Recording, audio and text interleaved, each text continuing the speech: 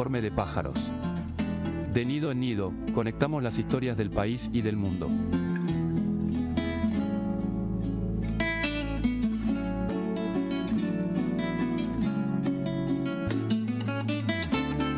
Aterrizajes precisos en tiempos de turbulencias.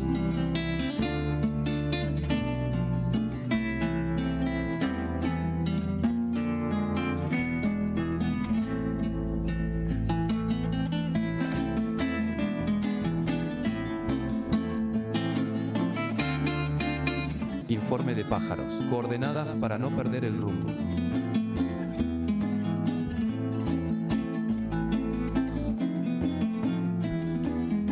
¿Cómo les va? Buenas noches, bienvenidas, bienvenidos. Esto es Informe de Pájaros, capítulo número 12. Hasta las 10 de la noche estamos en vivo aquí en radioconaguante.com.ar. Después nos encuentran en el canal de YouTube, la Radio Con Aguante, en las redes, @Radio Con Aguante y en @Informe de Pájaros.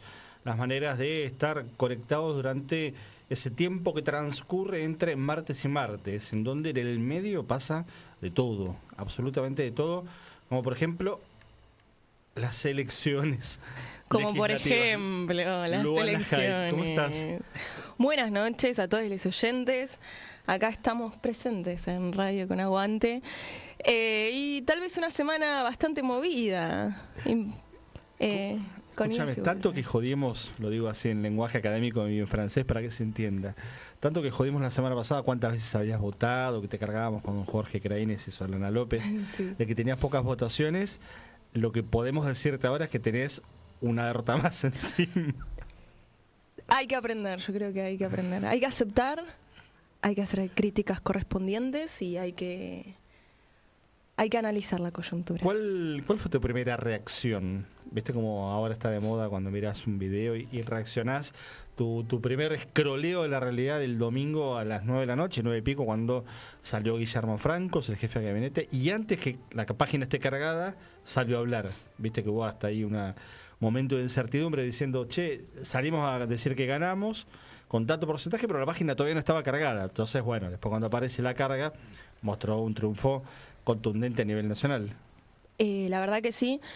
Yo creo que soy parte de esa militancia del campo nacional y popular que estoy en contra de subestimar a estos sectores, en contra de subestimar a la derecha, en contra de subestimar a la embajada yanqui. Pero sí que después de las notas, los informes que había, las encuestas, sabíamos que la derrota iba a estar. Lo que sí, algo que me sorprendió, es que haya tanta diferencia. ¿Del gobierno? No, la derrota del campo nacional y popular. Ah, bien. Pero no sabía que se iba a dar con tanto margen de diferencia después de todo el ajuste brutal que está llevando adelante este gobierno. Hay varias preguntas.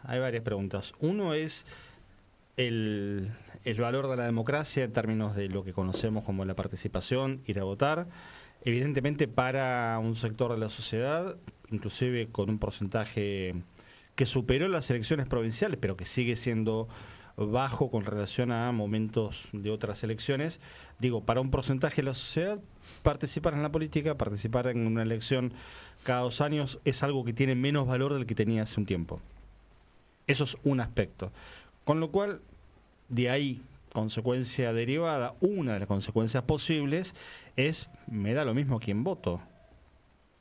Casi, ¿no? Una especie de la tirana marchanta, que caiga como caiga. Y en general, las sociedades son en ese aspecto algo más lentas en reconocer su propia equivocación y van menos de 2 años del triunfo en el balotaje de Javier Milei. ¿Por qué habrían ahora rápidamente de corregir el voto en una proporción que hiciera que el gobierno fuera a perder? Sin embargo, una parte de sociedad o que no fue a votar o que directamente cambió el voto con relación a lo que había votado en el balotaje. Este es otro de los elementos también. La participación no es solamente el número de los que van a votar, sino qué relación tienen con la cosa pública, ¿no? Como decían la propia palabra, la república, la cosa pública, la res pública. ¿Qué relación tienen con eso? Y ahí hay un tema para indagar, ¿no? Y con la democracia también, ¿no? Tan puesta en valor, tan nombrada, como tantas veces como las que hemos nombrado acá, la palabra soberanía, ¿no? Siempre se pone en juego y tanto la soberanía como la democracia es algo que se construye y se defiende todos los días.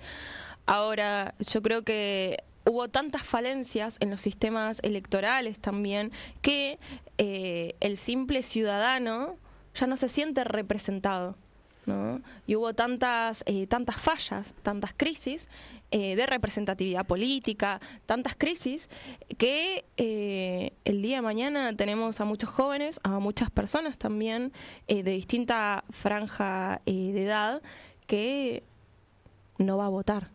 Es eso también. No, y crisis de representatividad, de representación de los partidos tradicionales y de las fuerzas nuevas. Un sistema de partidos que hace muchos años está en movimiento y no siempre en movimiento positivo en términos de cómo se configuran alianzas, cómo se configuran los frentes, pero también crisis de respuesta de un tipo de democracia, un tipo de modelo, que es el modelo que nos rige en Argentina con sus vaivenes de 42 años a esta parte. La pregunta es, y esto nosotros lo hemos pensado en otros capítulos de Informe de Pájaros, es claramente, ya hay una inducción a la respuesta, claramente no es una cuestión de modelo sino de sistema. El sistema es esto. Podremos cambiar de modelo, podremos tener mileys más moderados, mileys más enloquecidos, podremos tener variantes más prolijas, podremos tener más o menos corrupción, podremos tener un manejo de la represión diferente, pero el problema sigue siendo de sistema. Yo el otro día metaforizaba un poquito y me parece que la imagen puede ayudar, es una de las tantas metáforas posibles, a que el problema no es la dirección de la calecita. ¿Viste la calecita de la plaza? Sí, sí, sí. Sino que por ahí tenemos que cambiar de calecita directamente. Porque siempre cuando das vueltas en la calecita pasás por el mismo lugar. Y algunos no salimos del lugar en que nos condenaron a estar. ¿Te tocó el caballito? Te tocó el caballito. ¿Te tocó el autito? Te tocó el autito. No podés cambiar. Adiós, movilidad social ascendente, que hace muchos años en la Argentina es una utopía de otros tiempos, ni hablar en tu generación. Adiós, tener un laburo medianamente estable. Adiós, tener derechos que te garanticen una vida digna. Adiós, la posibilidad de comprar una casa. Digo, eso es también una falencia de la democracia. Entonces, ¿qué hacemos? Supuesto. ¿Seguimos en la misma calecita y simplemente cambiamos el sentido? ¿O vemos de construir otro sistema? Bueno, ese es un interrogante. Y ahí aparece también la construcción de futuro. Lo hemos hablado en otros momentos con vos.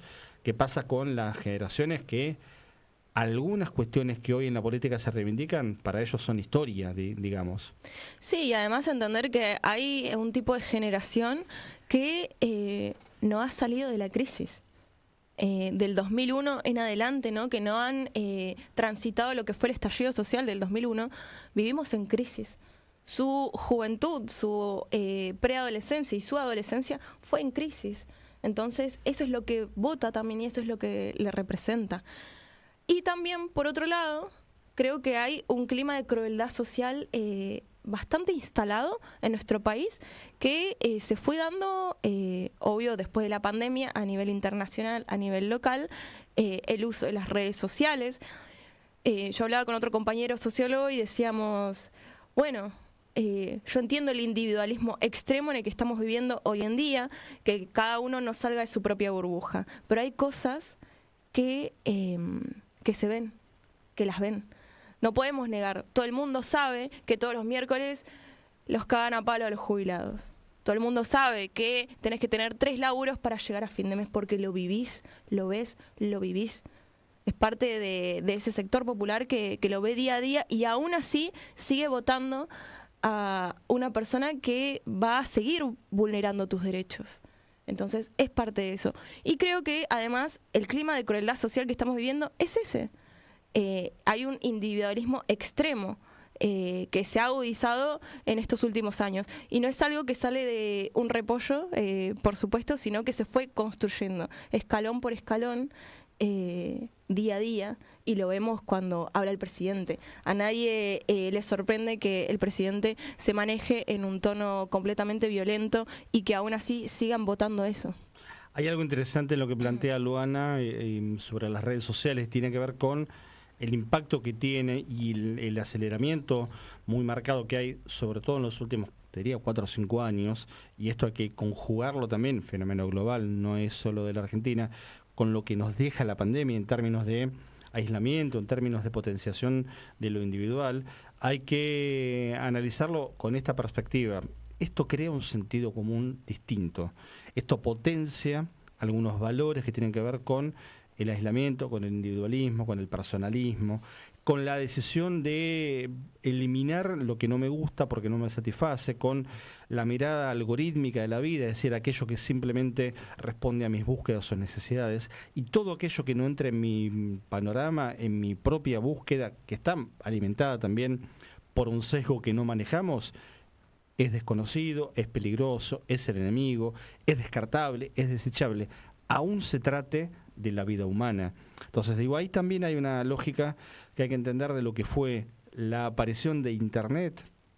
Voy a la prehistoria, para vos inclusive, previo a tu llegada, ya no al estudio radio, sino a la vida misma, en donde aparecía la idea de algo horizontal, ¿no? La idea de la democratización del conocimiento, del acceso, que en algún punto sigue siendo una utopía en construcción y en disputa. De la justicia también, es algo que de esta brecha de desigualdad tecnológica que hubo Claro. desde hace muchos años. Pero Internet tenía la posibilidad, te daba la posibilidad, te la sigue dando, de acceder al conocimiento, una especie de biblioteca universal donde todo estaba.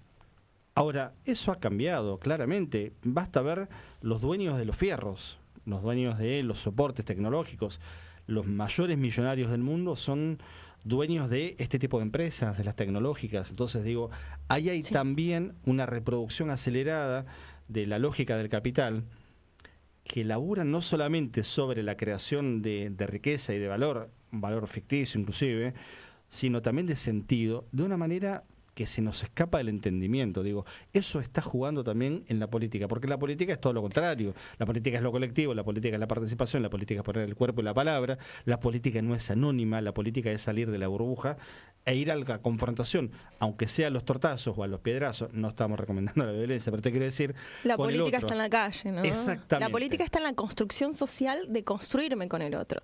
Ahora lo que estamos viendo hoy en día es una idea de política que se da a través de las redes, ¿no? Y también fue el motivo, con unas bases sociales ya construidas post pandemia, en la que fue anidando la ultraderecha a nivel internacional, en este caso Javier Milei, ¿no? Y este mismo modelo que se replicó en Argentina, que ya se había replicado en otros países. Y trabajó sobre eso, porque también hay que decirlo, más allá que el fenómeno Milei esté sobreestudiado y hayamos visto durante estos últimos 2 o 3 años, sobre todo de que es presidente, una enorme cantidad de interpretaciones, libros, películas, documentales, ensayos, tesis doctorales, programas de radio, de televisión, streaming. Todo el mundo analizamos lo que es Milei y el fenómeno Milei.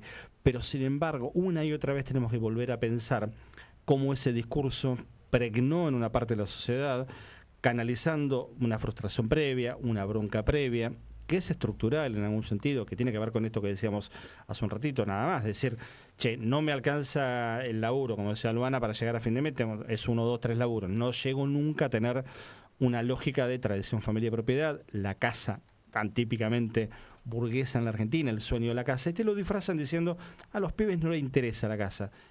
Yo no estoy tan seguro. Es que además... No llegás a tener la casa. No llegamos ni siquiera al sueño de una casa propia. O el sueño es alquilar a veces. Exactamente, pero además entendemos cómo juega lo simbólico ahí, porque no es un sueño, es un derecho. Es el derecho de la casa propia, y te lo quieren vender como si fuese un sueño. Garantizado en una constitución, futura abogada, exactamente, liberal. Una constitución liberal. Digo, el 14 bis, incorporado en el 49, ratificado en la reforma del 57 y re-ratificado en la reforma del 94, hablamos del siglo XIX-XX, no estaba en la original de 1853, habla del derecho a la vivienda. Sin duda. Yo creo además que... No es un derecho revolucionario siquiera. Por supuesto, reivindica las bases de la propiedad privada, sin duda, en una constitución completamente burguesa.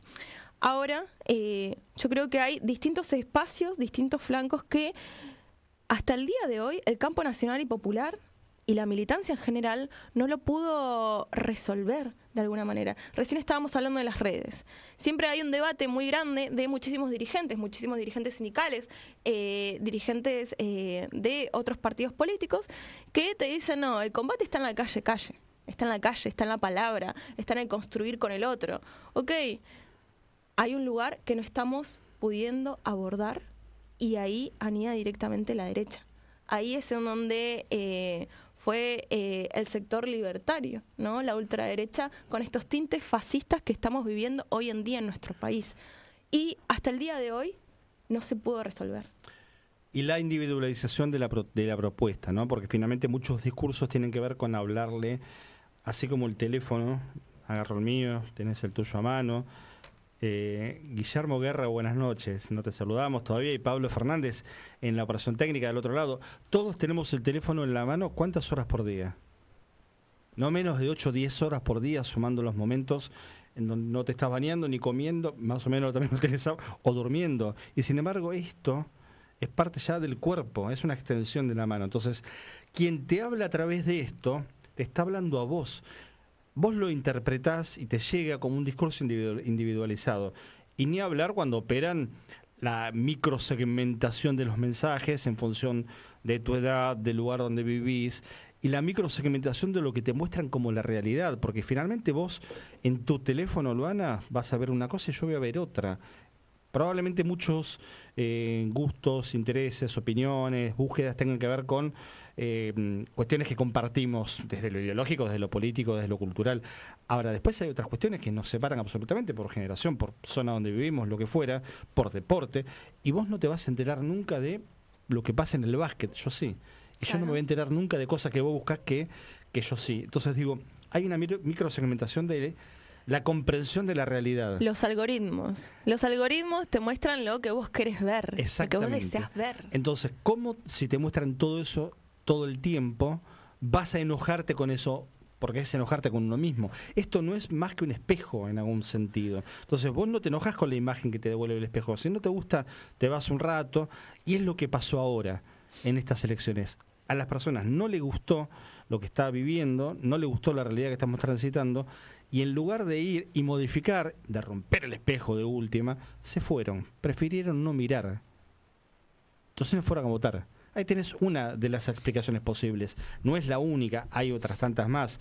Digo, y la política tradicional, la del comité, la de la unidad básica, la del comité barrial, la del sindicato, la de la sociedad de fomento, inclusive la política en su amplio sentido de participación, la de la iglesia, la de los pibes de los barrios que se organizan, la del comedor, tiene alguna dificultad para interpretar eso, porque todavía se maneja en el cara a cara, en el cuerpo a cuerpo. Salvo, y acá aparece una apreciación que me gustaría escucharte a vos también, cuando la política burocratizada se aleja del pueblo y se aleja de la sociedad.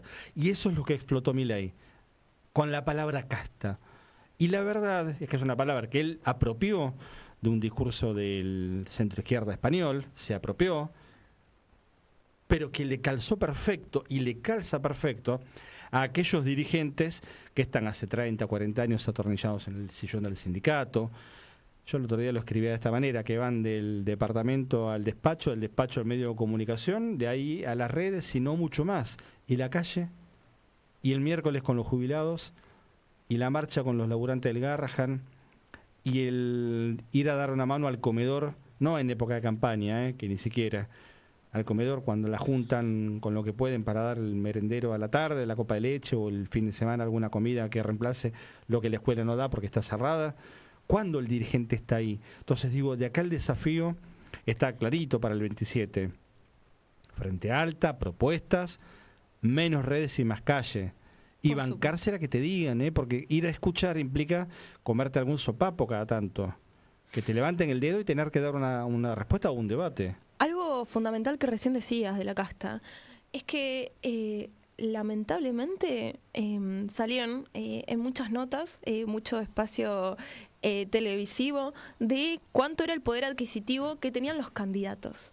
Y muchos de esos, además de La Libertad Avanza, eran de Fuerza Patria. Tenían muchísimo poder adquisitivo. Está bien, a muchos les puede no sorprender. Ahora, nosotros tenemos candidatos que no representan realmente a los sectores populares. Para que tenemos algo con el micrófono y lo vamos a acomodar, decía Luana, lo reproduzco, que tenemos candidatos que no representan el sentido popular en términos de lo que es la vida, su propia vida y su propia manera de estar. Claro, esto que yo decía, y ella lo estaba complementando con, digamos, la riqueza, la fortuna o la guita que tienen los candidatos, tiene que ver con la distancia que hay con la sociedad, con una sociedad que se sube al tren, cuando el tren anda mal, llega tarde, cuando el tren anda mal, llega tarde a la casa, y pasa 1000 horas viajando, y viaja mal, y no se resolvió eso, al contrario, se está complicando cada vez más. Entonces digo, eso va generando capas de frustración que no se resuelven en lo individual, pero tampoco en la política da una respuesta. Además, ¿no? Son estas personas, estos candidatos que no representan a los sectores populares, que ya fue una de las críticas constructivas cuando asumió Milei, pero es algo que no se ha cambiado y han pasado los años y las mismas críticas que se le han hecho al campo nacional y popular siguen en la nada.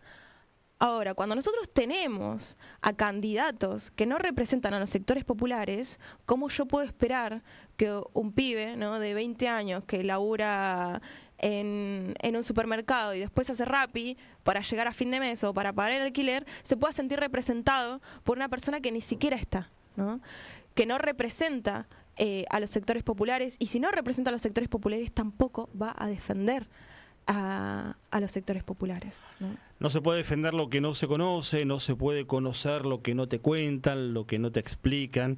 La política, y en parte los medios de comunicación masivos también, porque son parte de alguna manera de un negocio que incluye a la política, las empresas e intereses a veces no del todo claros, han perdido una función que es la función didáctica, la función explicativa. Si la política pierde esa manera de comunicar, también está perdiendo la posibilidad de que uno defienda cuando conoce. Si no conocemos, no podemos defender. Si no defendemos, no queremos. Y si no queremos, la cosa sigue igual. Bueno, son las 20:33. La saludo a Solana López. ¿Cómo le va? Que hizo su aparición por esa puerta que tenemos ahí, aquí en el estudio de Radio Con Aguante. ¿Qué tal? Buenas noches. Vestida de verde Aquí. Esperanza. Estoy verde esperanza después de venir de mi terruño cordobés. Tuvimos mucho temor de que vengas vestida de violeta. No. Por suerte. Bueno, hay un violeta que sí sostenemos, que es el violeta feminista, pero no. Pero también se lo afanaron. Se afanaron todos los tipos. Pero prefiero venir de verde. Se afanaron todo. Bueno, tenemos una nota, vamos a ver si la conectamos. Tenemos mucho, en un ratito vamos a pasar algunos de los videitos. No vamos a meternos en resultados, ustedes lo saben, lo que no podamos explicar acá, para eso está google.com.ar. Buscan ahí o buscan en las redes y se encuentran, ya todos saben lo que pasó el domingo, las elecciones legislativas. Ojo, me agarro así en el ojo izquierdo, ojo al piojo, que hay algunas provincias que se van a abrir urnas y puede llegar a haber cambios en algunos resultados mínimos, no va a haber una variación sustancial en los diputados y senadores que a partir de diciembre que integren la nueva composición del Congreso, pero puede llegar a haber alguna modificación. ¿Qué pasará en provincia de Buenos Aires, por ejemplo, donde hubo muy pocos votos de diferencia entre Diego Santilli y Jorge Tayana? Bueno, tal vez, digo, si se cuentan bien y hay alguna impugnación o algo, pueda llegar a cambiar la cifra de diputados y diputadas que eligió una fuerza y la otra, en lugar de 17, 16, y hacer el intercambio en el primer y segundo lugar. No va a variar mucho tampoco, insisto, la composición del Congreso. 20:34.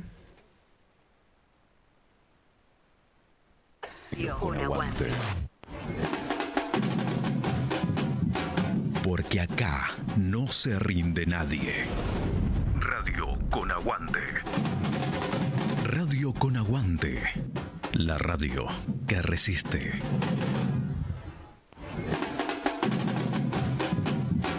Porque acá no se rinde nadie. Radio Con Aguante.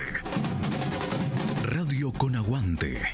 La radio que resiste.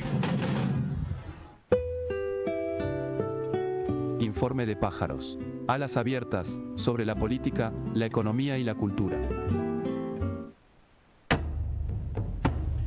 Hay un proyecto del año pasado firmado por la diputada nacional Romina Díez, diputada nacional por Santa Fe de la Libertad Avanza, y acompañado en sus firmas por otros 14 diputados, entre ellos Lorena Villaverde, quien fue ahora electa como senadora nacional por Río Negro, aquella persona que estuvo detenida en Estados Unidos por intentar ingresar medio kilo de cocaína en el año 2001, y por José Luis Espert, todavía diputado nacional hasta el 9 de diciembre de este año y hasta hace algunos días presidente de la Comisión de Presupuesto y de Hacienda, que fue quien encabezó la boleta de la Libertad Avanza, más allá de que ya era un ex candidato en la elección del domingo pasado. Bueno, ese proyecto de reforma laboral es el que el gobierno ahora pone en consideración, casi como para abrir el debate. No sabemos si va a ser efectivamente el proyecto final del gobierno, pero tiene un nombre muy pomposo, se llama Promoción de Inversiones y Empleo. Bueno, de ese proyecto de reforma laboral que ayer el presidente, envalentonado por el triunfo del domingo, salió a hablar puntualmente. Vamos a hablar ahora justamente con un abogado laboralista, con el doctor Hugo Mir, que nos está escuchando, y después de este intro que hice, lo presentamos y lo incorporamos a este debate. Aquí de este lado, Luana Haidt, Solana López y Pablo Mercado. ¿Cómo le va, Hugo? Buenas noches. Hola, ¿qué tal? Buenas noches. Bueno, gracias por este contacto, este ratito de charla. Bueno. Conocí este proyecto que ahora vuelve a estar en debate y uno no termina de saber si va a ser el que finalmente el Congreso va a tratar y si el Ejecutivo va a mandar algo parecido a esto.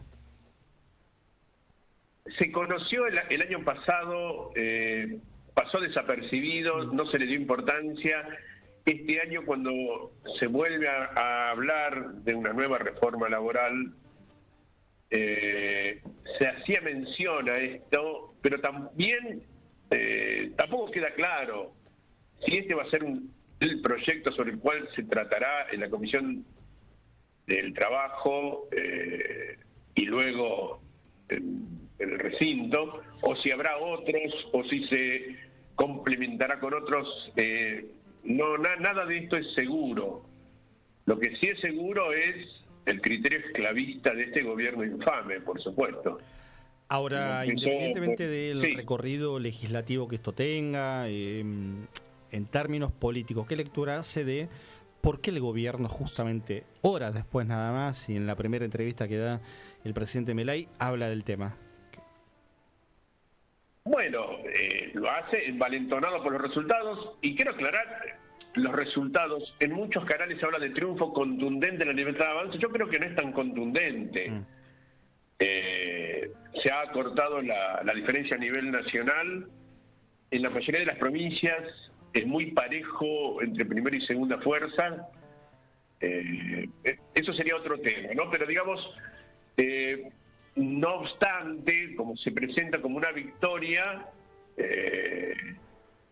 avanza hasta donde se le oponga la organización popular, por supuesto, pero es obvio que ante este resultado promisorio, positivo, sin la menor duda, del gobierno nacional en las elecciones del domingo, era de esperar que avanzara con estos proyectos de reforma laboral, previsional y tributaria. Ahora, haciendo un poquito de historia, estábamos charlando con el doctor Hugo Mir, hay que decir que el gobierno quiere ir contra... ayer el presidente Milei decía 70 años de decadencia, ¿no? Un proyecto que es viejo, dice una ley que es vieja y demás. La ley de contrato del trabajo es del año 74. Hubo intentos en lo que va a la democracia de reforma laboral. Uno tiene muy en la cabeza la conocida como ley Banelco, ¿no? En donde mediaron coimas inclusive para agilizar el trámite parlamentario, pero no se ha logrado hasta ahora avanzar.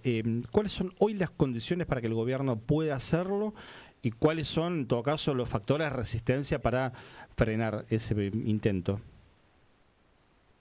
Bueno, la ley de contrato de trabajo en septiembre del año pasado cumplió 50 años, porque fue sancionada en septiembre de 1974, en una Argentina que estaba todavía en un capitalismo de producción.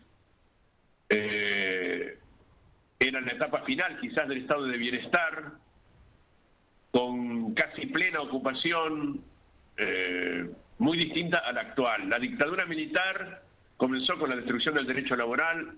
Esa destrucción la profundizó el menemismo en sus 10 años, que destruyó el país en muchos aspectos. Luego de una relativa recuperación con los 12 años del kirchnerismo, el macrismo volvió con su objetivo destructor y lo continúa este gobierno actual. Este gobierno actual comenzó con el flagrantemente inconstitucional decreto 70/23 de diciembre de 2023, a los 10 días de haber asumido, absolutamente inconstitucional desde donde se lo vea. Y continuó con la ley bases en su capítulo 4, el 9 de julio del 2024, cuando fue sancionada, su decreto reglamentario, 26 de septiembre del mismo año. Y en esa dinámica económica se fueron destruyendo por una obvia política recesiva del mercado interno por parte de un gobierno neoliberal y destructor como ninguno antes lo ha sido, como el actual gobierno. Ha habido despidos masivos, cierre de las pymes, que son las generadoras de empleo, las principales generadoras de empleo, y eso redunda, además de la pérdida de trabajo, en el debilitamiento del conjunto de la clase trabajadora y el debilitamiento consecuente de los sindicatos. Entonces, luego de un resultado electoral, insisto, promisorio, positivo para el gobierno de ultraderecha actual, es obvio que avance, y avanza en un escenario en el que lo beneficia porque ha destruido el mercado laboral en todos sus aspectos. Y ahí habría que agregar una crítica rotunda a la dirección de las centrales sindicales, porque si bien comenzaron con una actuación importante y positiva al inicio de este gobierno, a los 3-4 meses comenzó su paralización, digamos. Se tomaron vacaciones, digamos. ¿Cómo? Se tomaron vacaciones. Las vacaciones que nos quieren robar se tomaron. Claro. Sí, dejaron librando su suerte a los sindicatos, cada uno por su lado. En mayor o menor medida esas direcciones sindicales enfrentaron, resistieron, avanzaron y retrocedieron en esta lucha tenaz contra este gobierno enemigo del pueblo trabajador, pero no articularon una organización que debía ser, porque sin convocatoria de las centrales sindicales es muy difícil convocar a movilizaciones populares que hackeen este gobierno. Claro. Hay bueno, un argumento entonces, que... este escenario, sí. Este escenario, insisto, es promisorio para lanzar esta nueva reforma. Claro. Porque... Doctor, hay un argumento que el gobierno suele utilizar, o los defensores de este tipo de reformas, que es las leyes rígidas impiden la creación de empleo. Entonces vos te dicen un montón de personas que no tienen laburo formal, y esto permitiría mejores condiciones de contratación desde el punto de vista empresarial, que esas personas sean contratadas con derechos laborales. En la práctica uno sabe que no es así, pero ¿cómo se le responde también a esa argumentación que también ha aprendido en parte la sociedad, en definitiva?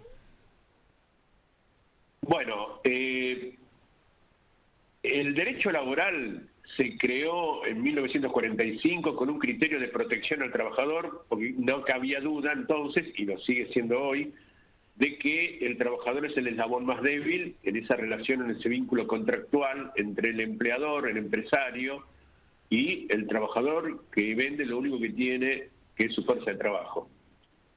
Entonces,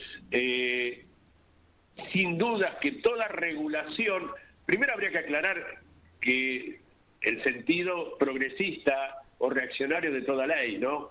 Pero partamos de la idea de que si hablamos de derecho laboral, derecho del trabajo, y tenemos en cuenta uno de sus principios fundamentales, que es el principio protectorio del trabajador, toda regulación es beneficiosa para el trabajador, porque tiene ese carácter protectorio. Si no hubiera regulación, es obvio que quedaría librado a la ley del más fuerte. Por eso existe la regulación, una regulación entendida como el beneficio del trabajador. Entonces, insisto, la protección de todo trabajador debe estar regulada, porque sin regulación no hay protección. es una falacia creer que la desregulación, que la pérdida de derechos puede implicar un hecho positivo y beneficioso para el conjunto de la población, porque el conjunto de la población es gente, pobladores, vecinos, trabajadores en definitiva, asalariados.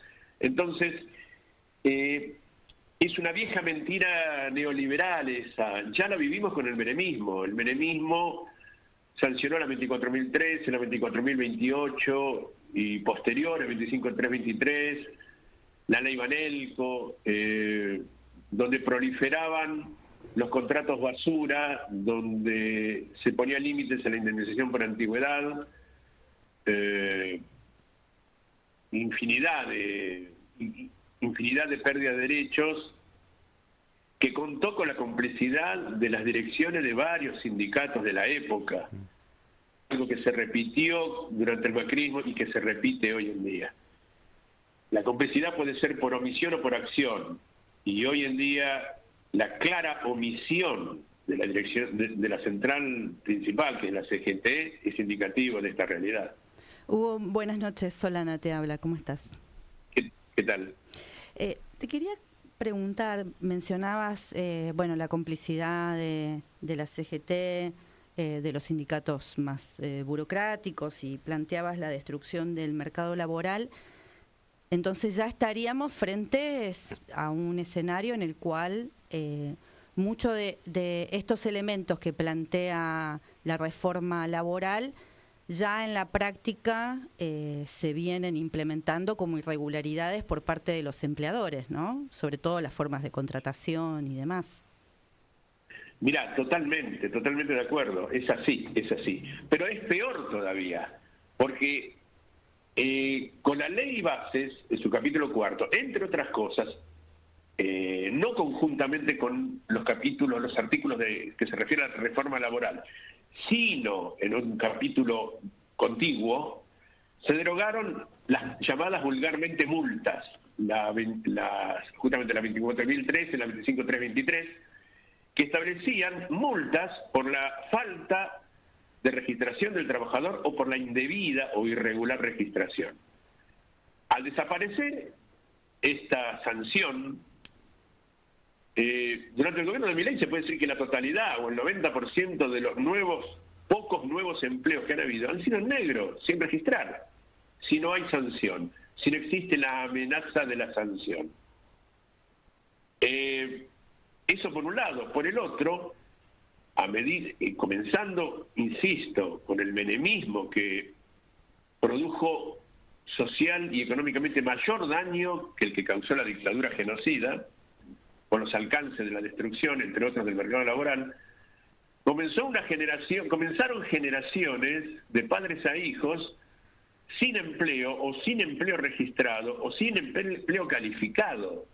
Entonces hoy en día encontramos una cantidad enorme de jóvenes que no conocen la existencia de un empleo registrado, que no conocen el aguinaldo, la obra social, los días por estudio, los días por enfermedad, el nombramiento, la designación de comisiones internas, de cuerpos de delegados, no conocen la vida sindical, no participan de esa formación necesaria, social y popular, que tiene que tener cada nueva generación y que sirva a su vez para adherir y defender un derecho que lo tiene, que lo puede perder y que si lo pierde lo puede recuperar.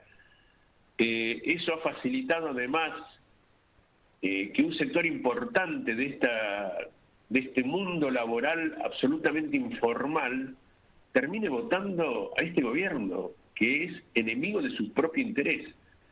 Pero obviamente, ¿cómo va a defender un interés que no conoce? Totalmente. ¿Cómo va a defender derechos que no los conoce? Sí.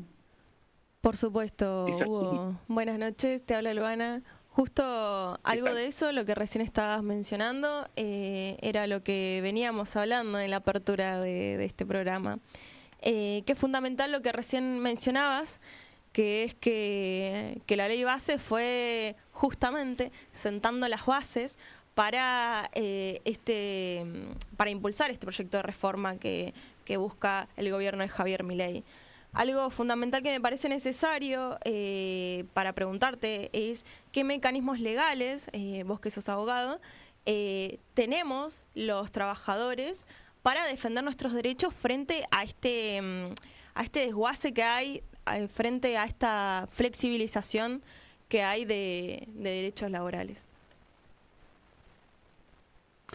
Ahí vamos a recuperar la llamada con Hugo Mir. Estamos charlando con el abogado laboralista. La idea del gobierno es avanzar montado, ¿no?, en esta soberbia de un triunfo fuerte del domingo. Él igual hizo una distinción al principio que es importantísima, ¿eh?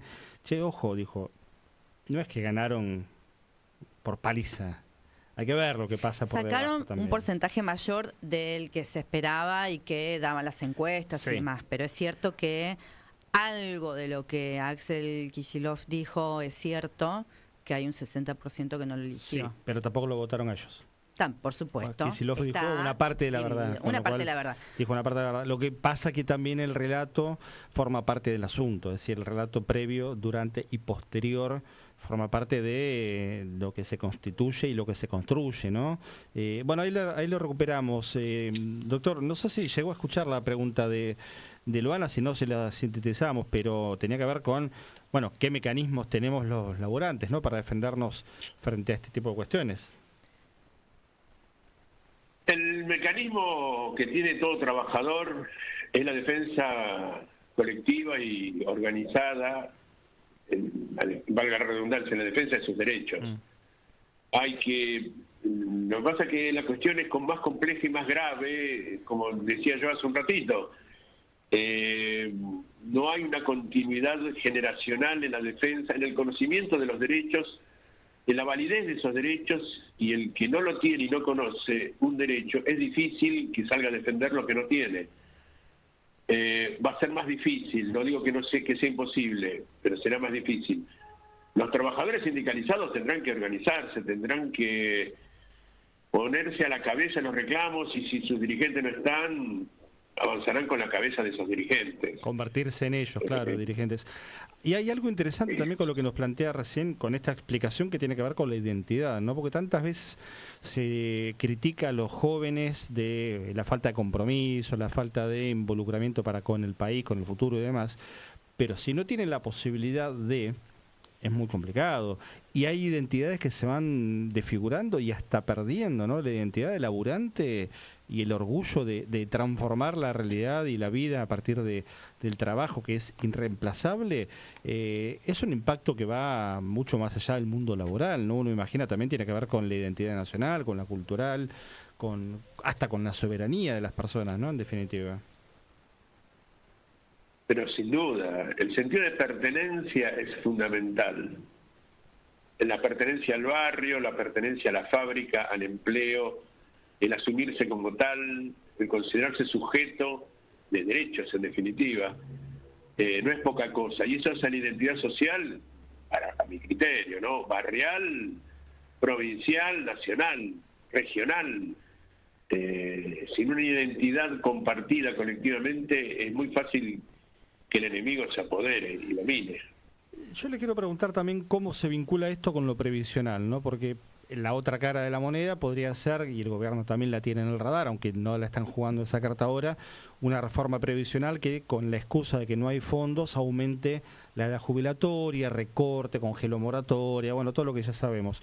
Ahora, sin aportantes activos al sistema, en algún momento la expectativa de vida creciente hace que no haya recursos efectivamente para sostener a los trabajadores que ya dejan de aportar y necesitan un sustento en función de lo que trabajaron y de la propia vida que siguen teniendo.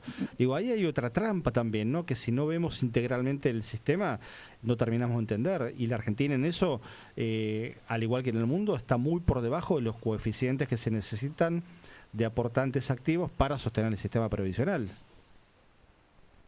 Bueno, es que el problema excede al malicioso comportamiento de este gobierno. Este gobierno destruye los puestos de trabajo, destruye las pymes, la industria, el comercio y el mercado interno. Pero la crisis del empleo y consecuentemente la crisis de los aportes jubilatorios y las jubilaciones es una crisis mundial. No es solo de la Argentina, de ningún modo, es mundial porque la tecnología depende de quién la maneje y quién tome las decisiones y quién vaya creando un mercado laboral donde todos estén ocupados, todos aporten y los que ya pasan a jubilarse tengan una jubilación digna. No es una situación fácil, todo lo contrario.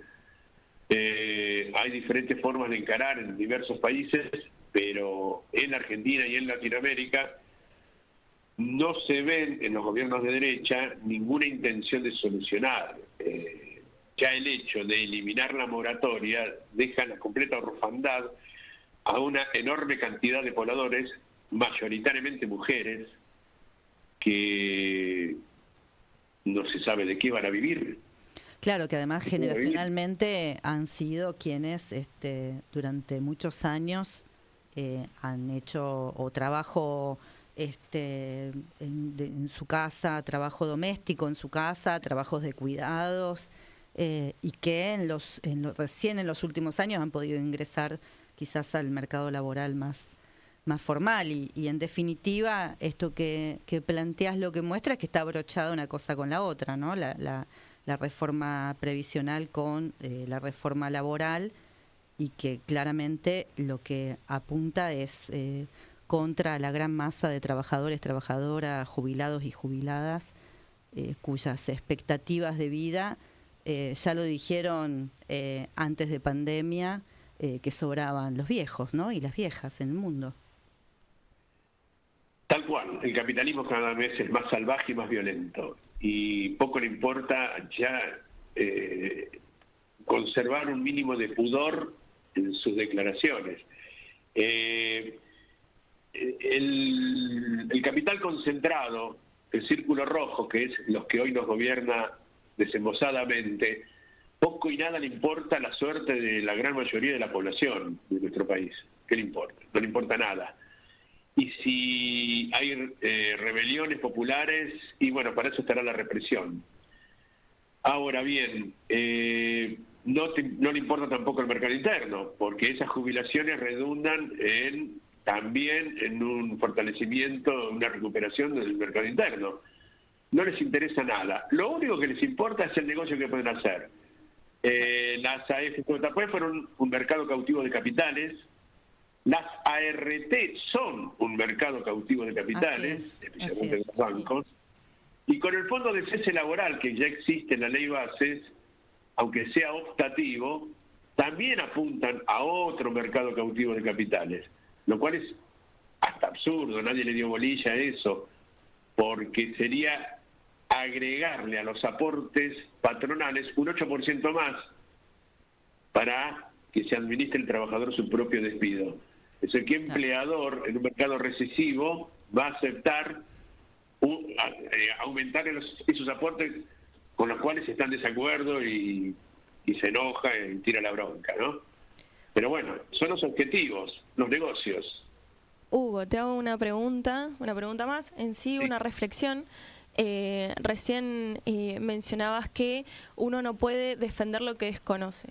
Sí, tenemos una masa de trabajadores, ¿no? En este caso de trabajadores jóvenes que desconocen sus propios derechos laborales y que nos pasa, lo vemos día a día, que tienen 2 o 3 trabajos para llegar a fin de mes y tal vez, ¿no? En el correr de las 24 horas y de estar ajustados, no llegan a pensar si necesitan o no garantizar sus derechos.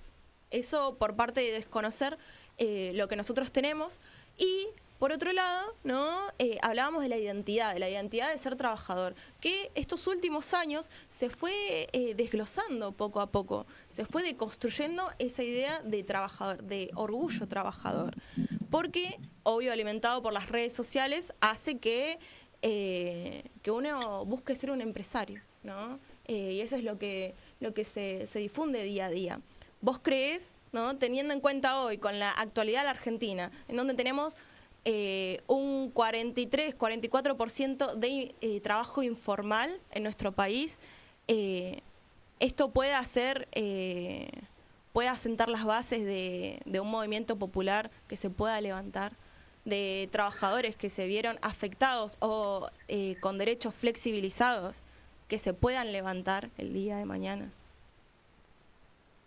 Yo creo que nosotros la batalla cultural la venimos perdiendo por goleada, los sectores populares, los sectores que pretendemos ser revolucionarios. Se ha difundido y se ha consolidado en los criterios meritocráticos, emprendedurista, individualismo, egoísmo, al por mayor, y miedo y cobardía. Uno de los principales sustentos del voto del domingo en un sector de la sociedad fue miedo y cobardía, y terminaron votando al generador del desastre. Insólito, pero es así. Ahora, en cuanto al mundo de los trabajadores, nosotros esto que estamos viviendo bastante tiene que ver la complacencia, el silencio, y no solo de ahora, de otras épocas, de la mayoría. Uno no quiere ser injusto, ¿no? Pero de la mayoría de las direcciones que tuvieron las centrales sindicales, en particular la CGT. No se puede llegar a una realidad donde ineludiblemente, sin prisa y sin pausa, los sindicatos se han ido debilitando, y el ejemplo más claro es la UOM, metalúrgicos, con la inacción de sus dirigentes sindicales, y no se puede pretender que después, de la noche a la mañana, desandar ese camino. Eso queda para las nuevas generaciones, y nuevas generaciones que tengan una visión clasista. Sin una visión clasista es muy difícil construir en la clase obrera. No veo otro modo. A mi criterio, hay que empezar por los trabajadores sindicalizados en su organización. Los trabajadores, el universo de trabajadores sin registrar en negros, absolutamente fragmentados, es difícil de organizar, pero no es imposible. Ahora, se tiene que organizar, para mí, con un criterio sindical, con un criterio obrero,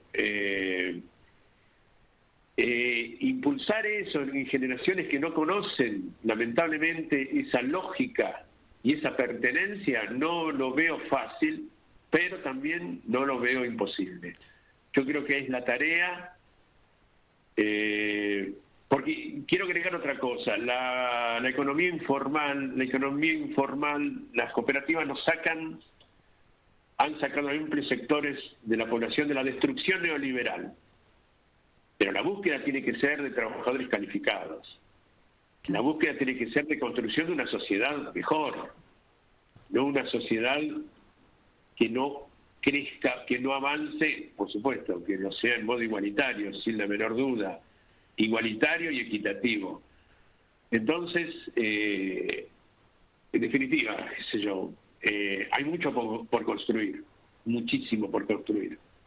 Nos quedamos con esta reflexión, doctor, con el desafío de la construcción, el desafío de lo organizacional de acá en adelante. Le agradecemos mucho el haber desmenuzado un poco el sentido de todo esto. Más allá de que uno tiene una posición clara, digo, no dejamos de reconocer y de pedir y de exigir, y por eso también hablar con los que saben, que no debemos dejar de tener la noción de lo didáctico, ¿no? Lo educativo, para entender de qué se trata. Y este ratito de charla ha sido muy interesante en ese sentido, para saber dónde estamos parados, para saber, como decía Luana, qué defender, y en el final nos quedamos también con esto de qué construir de acá en adelante. Así que la seguimos en cualquier momento. Coincidimos con lo del contexto que le dio al principio, doctor. El gobierno cree que ganó muy fuerte, y por ahí más temprano que tarde empieza a darse cuenta que fue el punto más alto, y que de ahí en adelante todo tiene que ser debilidad. Pero hay que empujarlo eso, ¿no? Nada se cae si no se lo empuja. Exacto. Gracias por este rato y le mandamos un abrazo grande. Bueno, muchas gracias a ustedes y a toda disposición. Hasta luego. Es el doctor Hugo Mir quien habló con nosotros, abogado laboralista, a propósito de la difusión, el debate que se dio en estos días de un proyecto que es del año pasado, pero que el gobierno utiliza como punta de lanza un debate que quiere instalar de la reforma laboral. a uno le da la impresión, no para simplificar el debate, pero decir en la Argentina reforma laboral es algo negativo para las inmensas mayorías populares. Es como la palabra ajuste.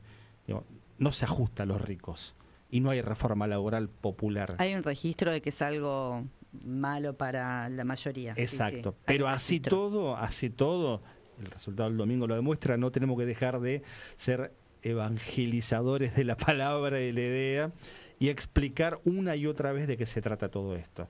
En un ratito escuchamos al presidente de la Nación hablando del tema, para tener, no la otra campana, está claro, no vamos a hablar con él, pero para ver cómo él lo presentaba. Y vamos a escuchar también al presidente hablando de la geopolítica, porque quedó bien claro en lo que dijo después de la elección cuál es el sentido de lo que estamos viviendo. Hay mucho más que tenemos de acá en adelante en este informe de pájaros. No se muevan, tenemos, ¿saben qué? El momento de vergüenza de la semana, hoy por 2, por duplicado. Y sí. Así que hacemos la primera tanda, la tanda del medio, y este informe de pájaros, capítulo 12, hasta las 10, aquí en Radio Con Aguante, continúa su vuelo. Comienzo de espacio publicitario. ¿Qué estás esperando? Te espera un encuentro único. Te espera tu historia. Afectos, abrazos. Te espera tu identidad. En Abuelas te estamos esperando. 4384-0983 www.abuelas.org.ar. Totalmente distintos, pero encajando perfectamente. Un espacio donde estamos todes. Piezas de realidad. Comunícate con nosotros a nuestra línea de WhatsApp 11 26 999 574. Sumate a la programación de Radio Con Aguante. Distintas piezas de realidad conforman este proyecto colectivo de comunicación. Vos también podés ser parte. Entrá en www.radioconaguante.com.ar para recibir más información. Tu proyecto necesita aire. Fin de espacio publicitario. Informe de pájaros. Alas abiertas sobre la política, la economía y la cultura.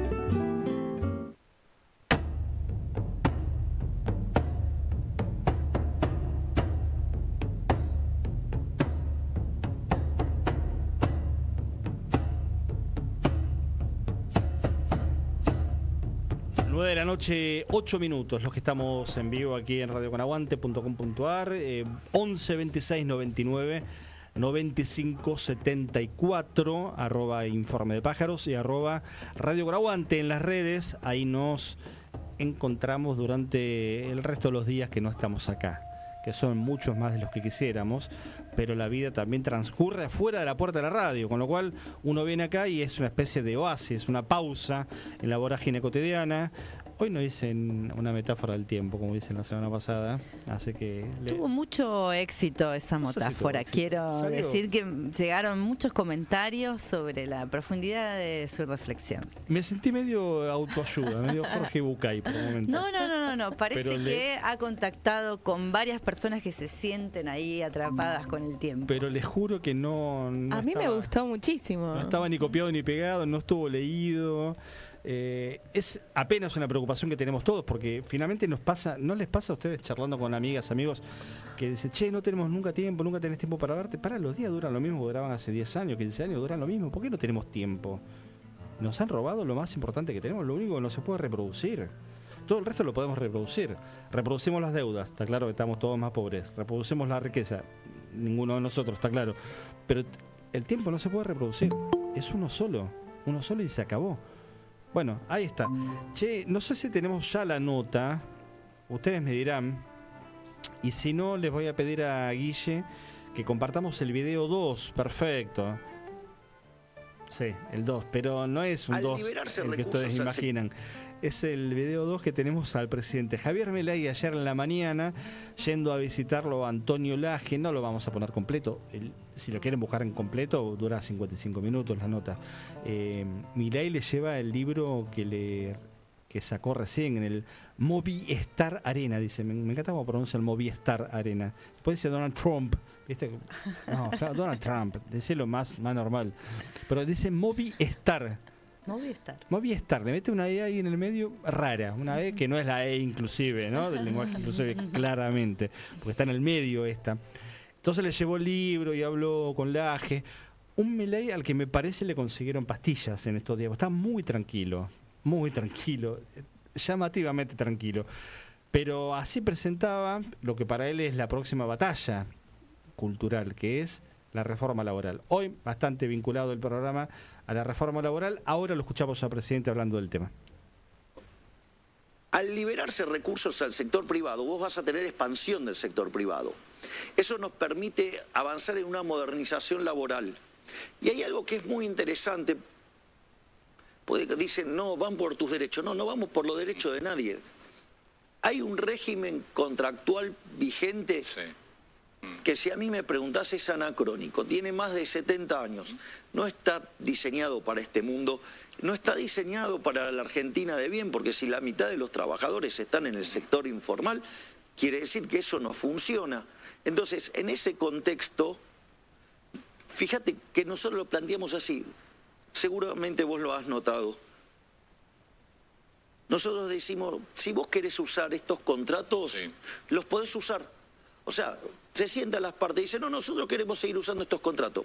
No hay problema. O sea, los insiders probablemente quieran seguir con ese contrato. Es decir, los que ya están adentro del mercado laboral formal.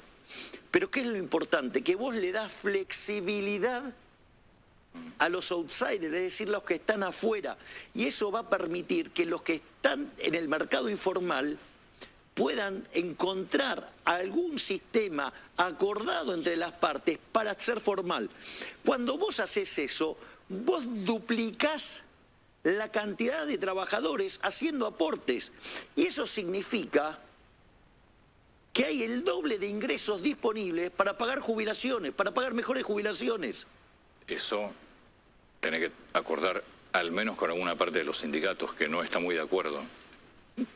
Antonio, esto es como las elecciones, como la pirotecnia electoral. Hay todo un montón de tiros, pero la gran mayoría de los sindicatos saben que esto no funciona. Ellos mismos saben que si lo piensan como negocio, están liquidados. Entonces, yo confío que va a haber mejoras, porque yo ni siquiera me estoy metiendo con el pasado. Digo, lo estoy planteando hacia adelante. Bueno, más allá del modo, de la forma y del sentido que tiene el presidente, claro, ¿no? Nadie va a esta altura a dudar de cuál es el interés que lo mueve. Hay algunos puntos de este fragmento que compartimos que tiene elementos para tomarse en cuenta, que son diagnósticos, son elementos del diagnóstico de la realidad. Hay una parte que dice, no le vamos a quitar derechos a... Y la verdad que hay un montón de personas que no tienen derechos en Argentina. Con lo se cual los van a quitar porque no accedieron. Porque no accedieron, entonces trabaja sobre ese sentido común. Insisto, es un debate que hay que dar. Y también, más allá de ese sentido común que hay, nos estamos dando cuenta que, como recién mencionábamos, el sistema electoral tiene estas falencias. Los acuerdos que hay con la clase trabajadora de los empleadores también tienen muchísimas falencias y muchos derechos vulnerados. Hay una asimetría de poder muy grande, entonces se mete de lleno en lo que todavía no está resuelto. Martín Landini es abogado también, tengo entendido, es integrante de la Asociación Judicial Bonaerense. Nuestra otra charla de la noche para entender esto que el gobierno ahora quiere debatir en el Congreso, veremos en qué formas, en qué tiempos lo hace, que es la reforma laboral. Martín, ¿cómo estás? Buenas noches. Luana Haidt, Solana López y Pablo Marcao, aquí de este lado en Informe de Pájaros. Te saludamos. Hola, ¿qué tal? Buenas noches. Bueno, ¿cómo andan? Te estamos viendo además de escucharte. Te estamos viendo además de escucharte. Sí. Y eso es bueno. Sí, bueno, ahí estuve escuchando desde el principio del programa, la verdad que muy interesante lo que planteaba también el otro colega abogado.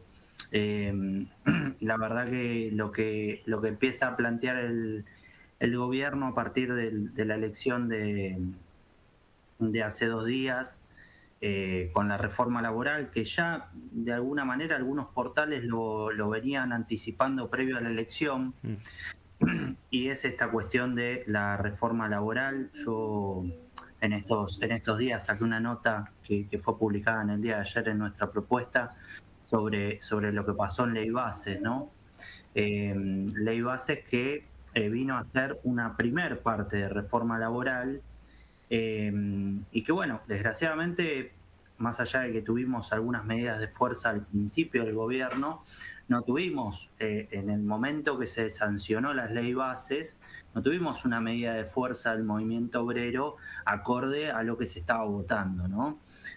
Bueno, recordemos las palabras tal vez de Andrés Rodríguez de UPCN, que por ejemplo planteaba que bueno, la clase trabajadora, cada uno se iba a poder movilizar, que había una libertad de acción para movilizarse, pero en ese día puntualmente que se sancionó la ley bases no hubo una medida contundente por parte de las centrales, de la CGT fundamentalmente, que es la que tiene el poder de fuego para llevar a cabo una medida de fuerza contundente, que pueda parar el transporte, ¿no? Que pueda hacer una medida de fuerza que pueda realmente parar el país. No se pudo frenar, no pudo hacer una medida de fuerza a la altura de las circunstancias, y lo cierto es que ha avanzado una precarización del trabajo. Lo que vemos en los estudios que salieron la semana pasada, salió en Página 12 y salieron en algunos portales más, el avance de la precarización y el avance del pluriempleo, algo que es un nuevo fenómeno que aparece post pandemia, que aparece ante esta avanzada fundamental con lo que tiene que ver con los medios de comunicación, ¿no? Esta de la cultura del TikTok, la cultura del Instagram, del Reel, donde el cuentapropismo avanza, y avanza una manera de trabajar 12 horas, 13 horas, 14 horas. La uberización de las condiciones de trabajo es lo que estamos viendo hoy en la Argentina, ¿no? Donde te tomas un Uber a la mañana y el flaco que te está llevando te dice: no, lo que pasa es que yo soy repositor en Coto y después complemento y llego a fin de mes con 6 horas en el auto, ¿no? Claro. Entonces, donde el trabajador no pelea por mejores condiciones de trabajo en su trabajo en blanco, sino que esto hay que decirlo, ¿no? También, porque efectivamente nosotros perdimos en el 2023 porque, lo dijo Cristina en un discurso, terminamos un gobierno peronista con trabajadores registrados pobres. Sí, esos 20 puntos que se habían perdido del salario en el gobierno de Macri no se recuperaron en el gobierno. No se recuperaron, no se recuperaron. Y eso cristalizó esta situación que estás describiendo. Ahora, Martín, yo te quiero preguntar, porque si nosotros repasamos la propuesta de la diputada Romina Díez, que ahora el gobierno empieza a circular, digamos, como base para el debate, vamos a ponernos de acuerdo en todos los puntos que son un espanto para los laburantes, en todos. Sí. Desde el banco de horas, la regulación del sistema de vacaciones, pongo apenas 2 ejemplos nada más. Ahora, la realidad, recién compartíamos un fragmento de algo que dijo ayer el presidente Javier Milei. Él dice: no le vamos a quitar derecho a nadie. Claro, nosotros decíamos entre nosotros acá, la mitad de los laburantes no tienen derechos ya. Digo, sí. No me pongo en abogado del diablo, ni mucho menos, esa figura que se usa a veces para contraponer. Pero la realidad es que para muchas personas este debate termina siendo ajeno, porque dicen: yo ya no tengo. O dicen: che, está bien, Grecia, está todo bien, Grecia, que tiene una jornada de 13 horas. Yo laburo 12 acá y tampoco me alcanza, entonces no me cambia demasiado. ¿Se entiende el punto? Y en ese sentido, me parece que, digo, y es una de las cuestiones que hay que abordar respecto de qué fue lo que nos pasó el domingo también al campo popular al momento de ir a votar y al momento de hacer una propuesta para los trabajadores, ¿no? Digo, efectivamente, nosotros no debatimos el tema de la jornada laboral. Hoy por hoy nosotros tenemos 48 horas de jornada máxima laboral. Es una enormidad. Colombia ha avanzado con Petro hacia una jornada muy paulatinamente hacia una jornada laboral más reducida. Cuando se planteó en algún momento, en 2022, apareció que algún país de Europa planteaba trabajar 4 horas y trabajar 4 días y 3 días no. Directamente esto apareció en algunas notas y en ningún momento se planteó llevarlo como una propuesta hacia diputados, hacia senadores. Hugo Yasky tenía un proyecto al respecto. Yasky tenía un proyecto, sí. Y también me parece que Orellana de la bancaria, una diputada que representa al sindicato bancario, donde, bueno, Yasky creo que planteaba las 36 horas y la compañera de la bancaria planteaba 40. Pero bueno, esto no se ha planteado en el seno de los trabajadores. Digo, no lo hemos planteado como la necesidad de discutir hacia el conjunto de los trabajadores. Y me parece que hoy por hoy es la discusión que tenemos que dar. Hay un tema, Martín, interesantísimo, y le quiero dar también paso a Luana y a Solana, pero para que no se nos pase, tiene que ver con esto, que es la productividad. Muchas veces se apela a la idea de la productividad, y cuando vos miras los números del capitalismo, nunca fueron tan favorables en términos de productividad como en el momento, y lo tecnológico lo ha acelerado de una manera descomunal. Pero también los procesos son lentos, digo, desde la revolución industrial, en donde la productividad se acelera para ese capitalismo hace 200 años, año más, año menos, hasta la jornada de 8 horas pasaron 150 años. Sí. Y en ese lapso el capitalismo, con jornadas de 16 horas, incrementó la producción y la productividad de una manera descomunal. Hoy hay un retroceso en ese sentido, porque vos tenés laburantes que son muy productivos para el sistema y laburan 10, 12 horas por día. Lo tecnológico, lejos de darte más tiempo libre, te obligan a trabajar más, y tenés trabajadores que no tienen laburo. Entonces digo, claro, hay que discutir de nuevo una especie de épica de las 8 horas con las 6 horas. Habrá que construir los mártires de Chicago siglo XXI de alguna manera, ¿no? Sí. De las 6 horas, y las 6 horas no para tener 3 trabajos de 6 horas, ¿no? Claro. Porque esa es la otra lógica que nos están metiendo, de que también responde a, por ejemplo, yo tengo 37 años, tenía 13 en 2001, y fui consciente de lo que estaba pasando. De alguna manera uno estaba consciente de lo que estaba pasando con los trabajadores y con la desocupación, ¿no? Fundamentalmente. Y trataba de pensar cuál era las similitudes y cuáles son las diferencias. Y hoy tal vez no tenés el nivel de desocupación que tenías en ese momento, pero tenés el grado de precarización, que tal vez avanzó mucho más. Y por otro lado, el grado de la cuestión del consumismo, ¿no? La cuestión de cómo avanzó esta cuestión de tener el último iPhone, el último 0 kilómetro, y cómo la cuestión del consumismo caló muy hondo en muchos sectores.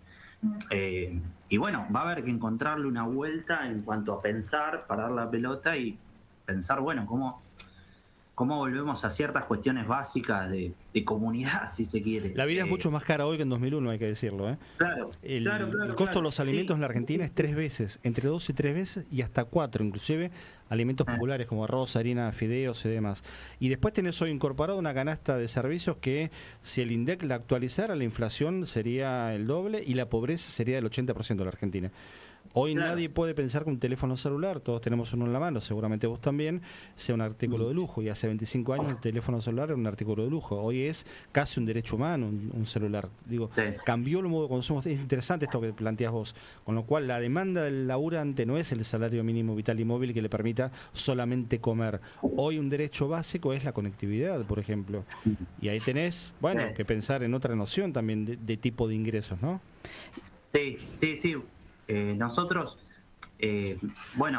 justamente esto pasó en la pandemia, ¿no? Una discusión sobre si tenía que ser declarado Internet servicio público, y no se logró torcerle la mano a las grandes multinacionales, ¿eh? No se pudo regular. Sí, tal cual. Y buenas noches, Martín Solana te habla.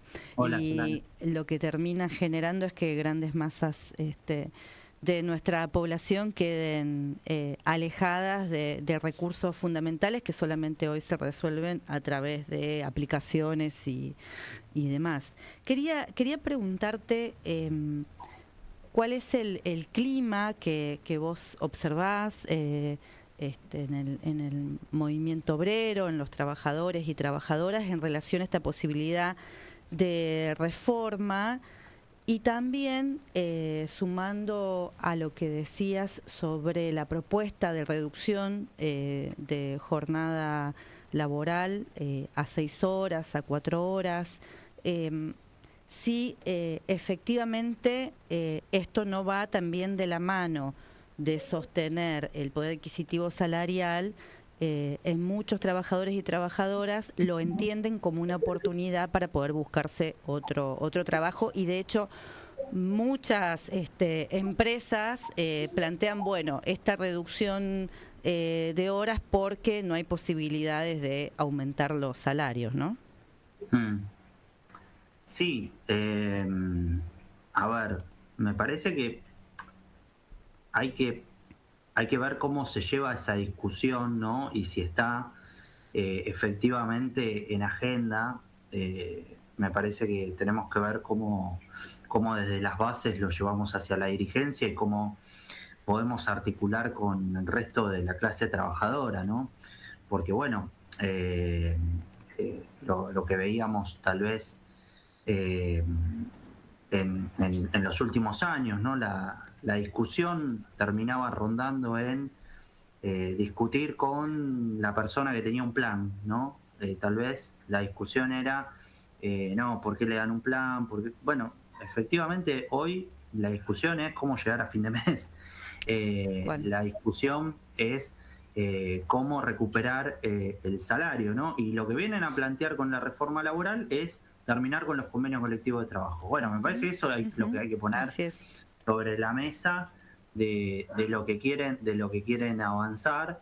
Y bueno, tendremos que ver cómo, así como hemos planteado la discusión respecto de los jubilados y las jubiladas, respecto del presupuesto universitario, que bueno, hemos tenido, por lo menos legislativamente, se ha dado vuelta al veto y ahora se está peleando por la implementación de, bueno, que quedó firme la ley, tanto en discapacidad como la ley universitaria.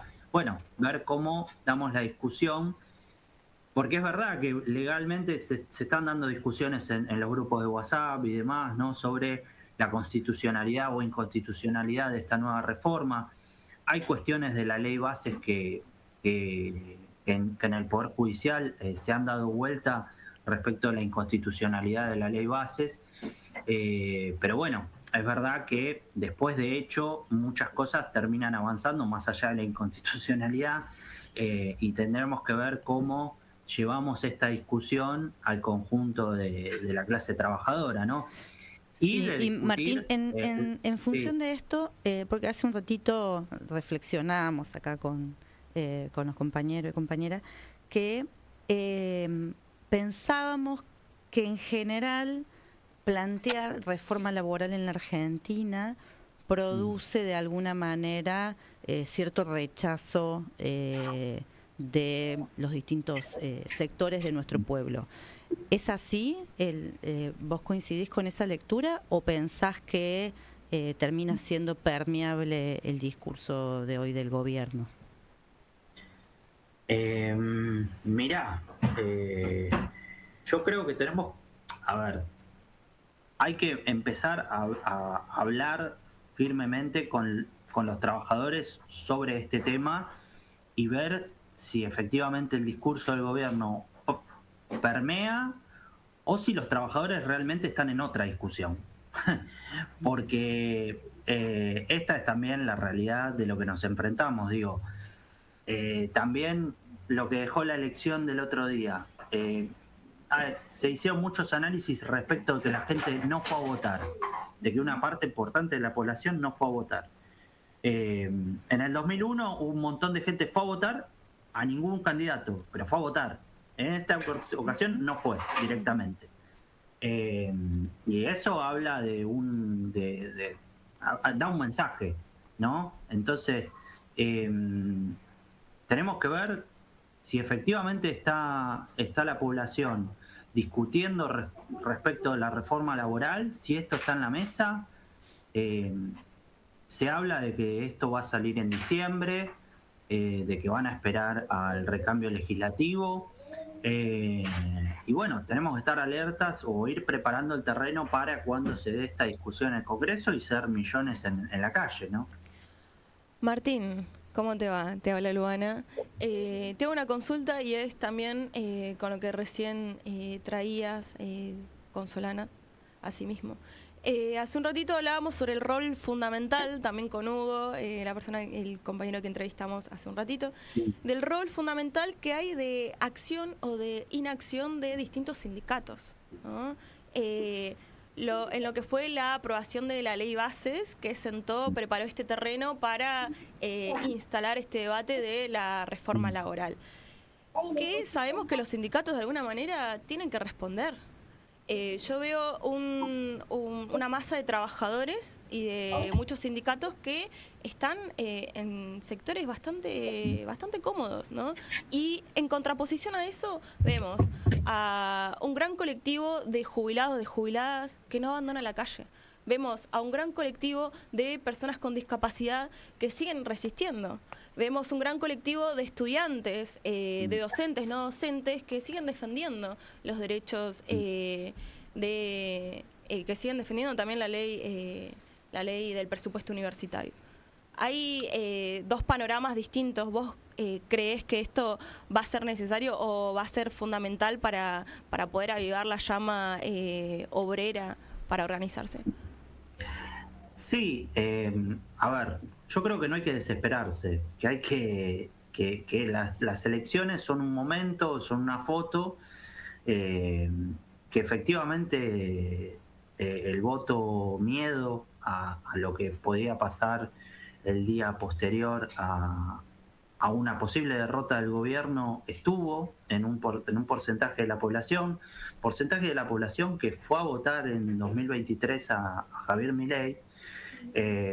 Y eso no quiere decir que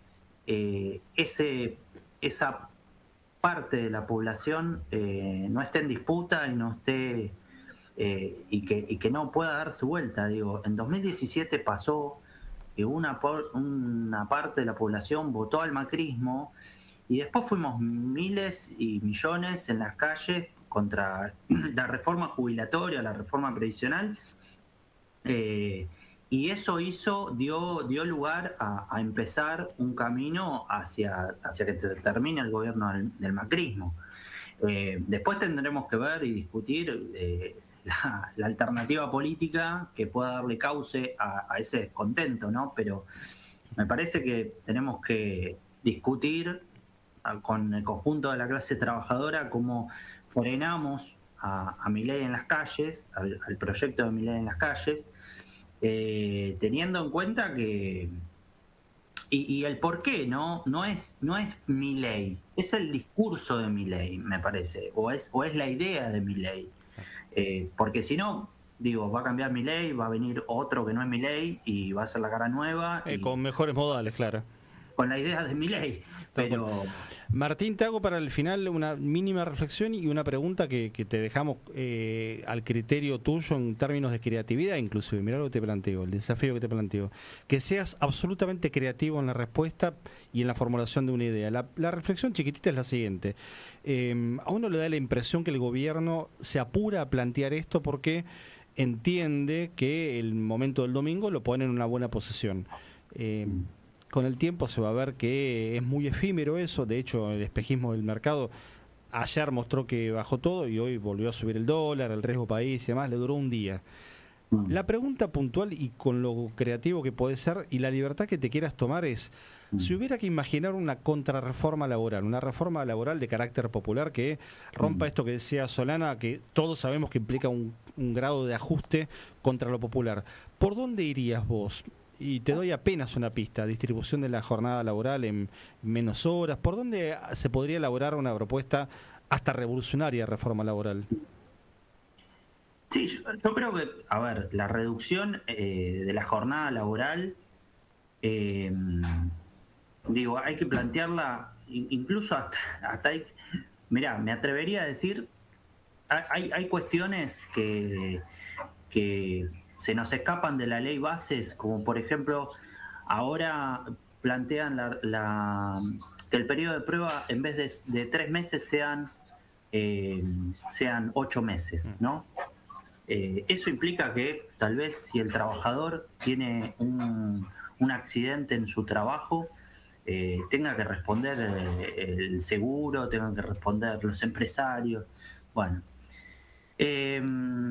o sea, hay un montón de cosas que se nos escapan muchas veces, y la verdad que hay que plantearlo desde una cuestión hasta económica, incluso hasta para los empresarios, de que la necesidad del descanso del trabajador redunda en una mejor sociedad, básicamente.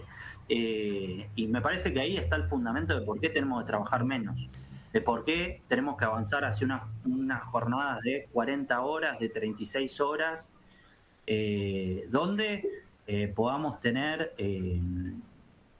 un sistema bueno, donde terminemos con la ley bases. Me parece que la ley bases es totalmente... promueve el trabajo en negro. Digo, igual es un gobierno que dice que evadir está bien, ¿no? Claro.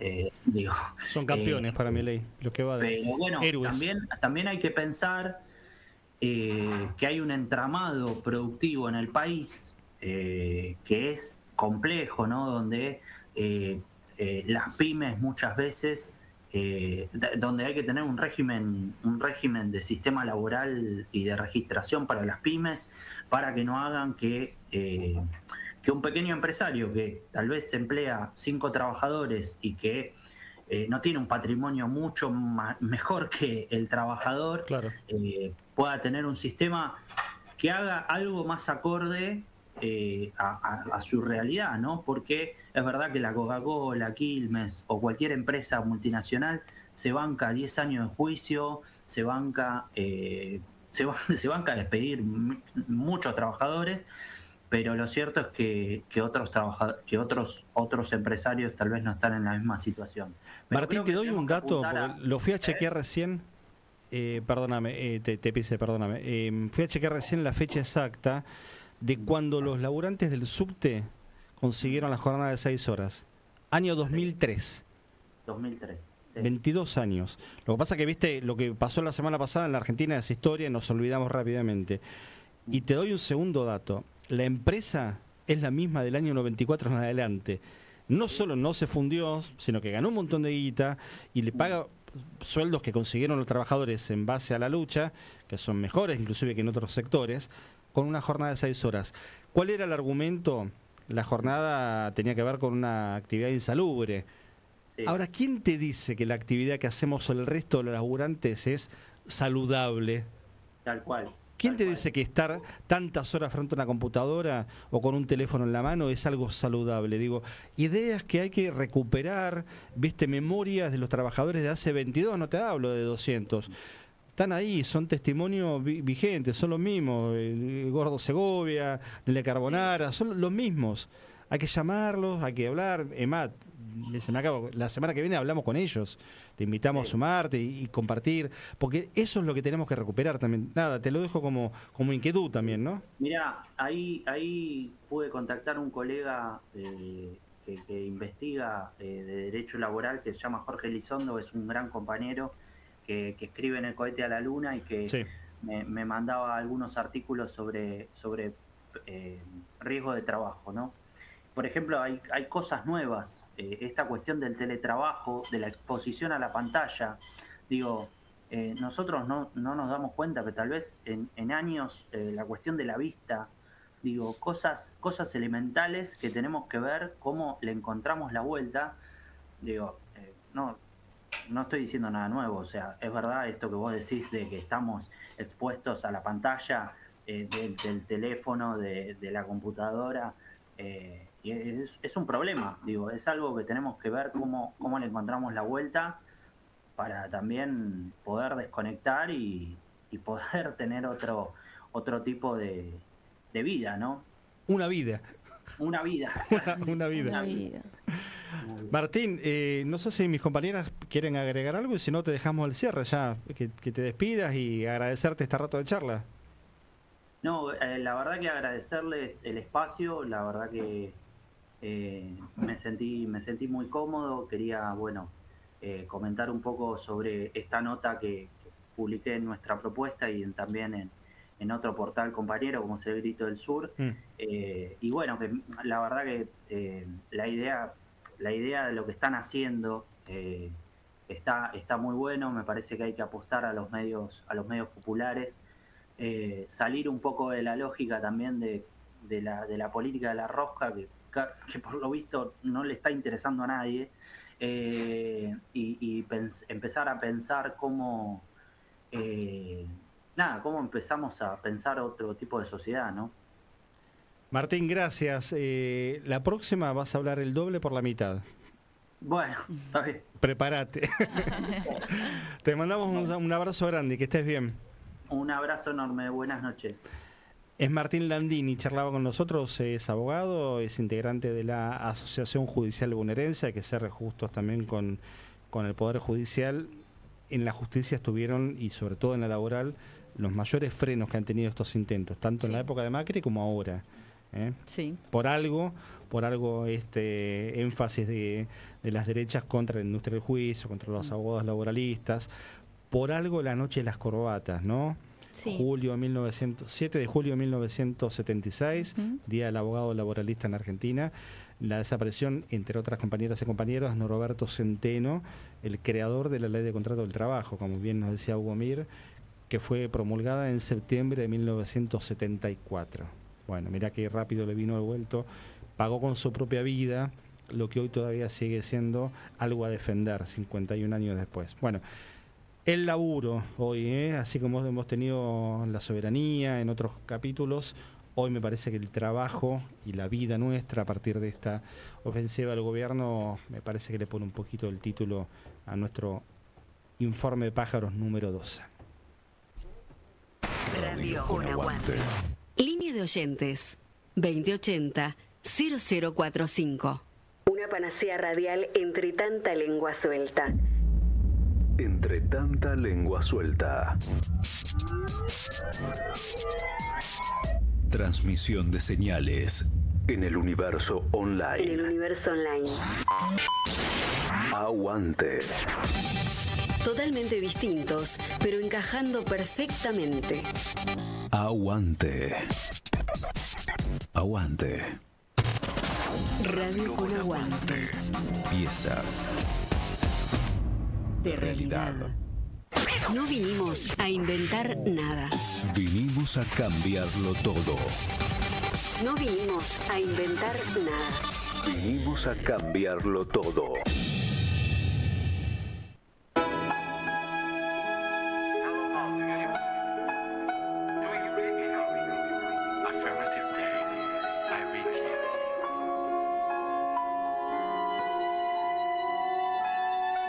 Informe de pájaros. Coordenadas para no perder el rumbo.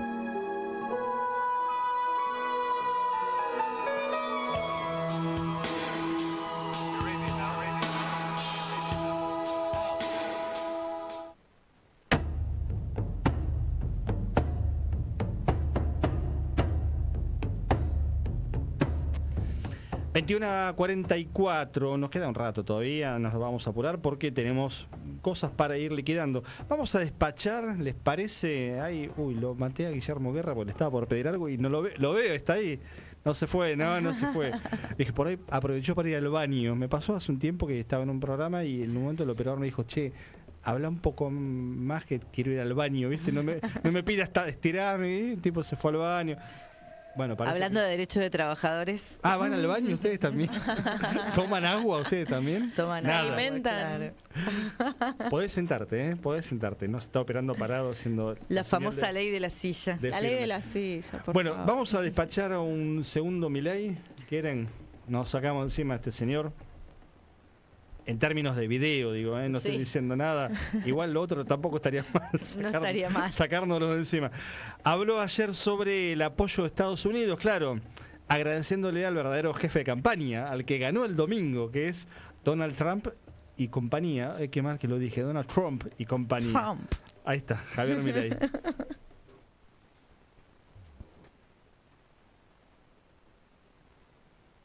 A lot of credit for that because, we are sticking with a lot of the countries in South America. We're focused very much on South America, and we're getting a real strong handle on South America in a lot of ways, including the fact that we don't want their drugs. We don't want drugs coming into our country, and you're seeing that. Fue un ratito. Pero esto es muy importante. O sea, nosotros estamos profundamente agradecidos al trabajo del presidente Donald Trump, a la labor excelente y superlativa del secretario Scott Bessent, y una visión clara, profunda y extraordinaria del secretario de Estado Marco Rubio. Lo que está haciendo este grupo de personas, Trump, Marco Rubio y Bessent, están rediseñando el orden geopolítico mundial. Está clarísimo. Bueno, pero esto hay que entenderlo así. Estados Unidos, previo a la llegada de Trump en esta oportunidad como presidente, tenía una política de que a los aliados no se ocupaba de sus aliados y trataba de quedar bien con los que los torpedeaban. Por lo tanto, ¿el incentivo cuál era? Torpedearlo. Torpedear.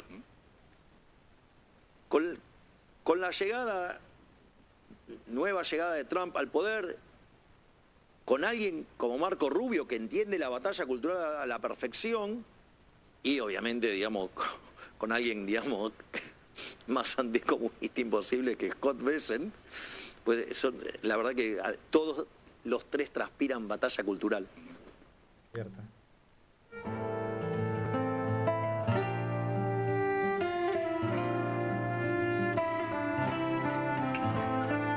La batalla cultural y la geopolítica. Un Milei muy claro, hay que decir. Totalmente. A mí no es que me esté claro. gustando. Le reconozco que su diagnóstico es bien descriptivo de la realidad. Totalmente claro, no necesita eufemismos, está en un momento de la política del gobierno que va de frente y lo dice con todas las letras que el gobierno de Estados Unidos viene trabajando por generar un dominio geopolítico mundial y dentro de eso Argentina cumple un lugar estratégico. ¿Y por qué cumple un lugar estratégico?